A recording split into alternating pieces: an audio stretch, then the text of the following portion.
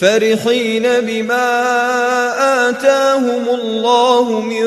فضله ويستبشرون بالذين لم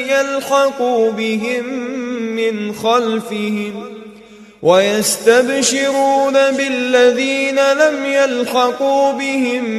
من خلفهم ألا خوف عليهم ولا هم يحزنون يستبشرون بنعمة من الله وفضل وأن الله لا يضيع أجر المؤمنين الذين استجابوا لله والرسول من بعد ما أصابهم القرح للذين أحسنوا منهم واتقوا أجر عظيم.